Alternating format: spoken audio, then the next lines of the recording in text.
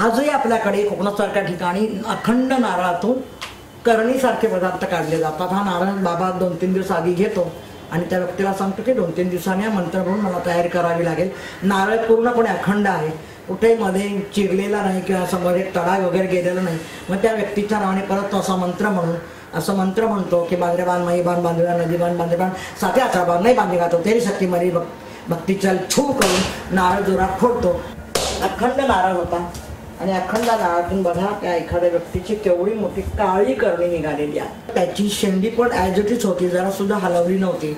अशा अखंड नारळातून ही करणी बाहेर आली। ही आली कशी आपण विचार करत नाही, तर साधं याच्यात तत्व आहे की बऱ्याचदा नारळ आहे, नारळाला असलेल्या 3 डोळ्यांमधून हे 3 डोळे, ही शेंडी मी काढली नाही पण आता मी तुम्हाला काढून दाखवते। 3 शेंडीच्या खाली 3 डोळे असतात, त्याच्यापैकी एक डोळा निसर्गतः नरम असतो। हे बघा, शेंडी जरा उलगडून त्याचं केलं जातं आणि टोकदार एखाद्या वस्तूने आरामात अशी रिबन खाली कोंबली जाते, किती येते खाली आपण हे बघा। आणि स्किलफुली लोक करतात। मी इथे रिबन भरली आहे।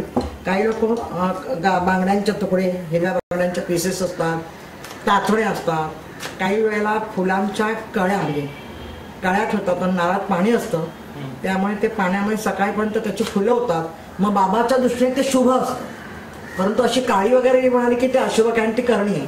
ब्लॅकमध्ये ती करणी उतरली, त्याने दाखवलं की त्याच्यासाठी आणखी उपचार त्याच्याकडे असतात। 4-4 मीटर अशी करणी आतमध्ये भरता येतात, सगळे बाहेर आले।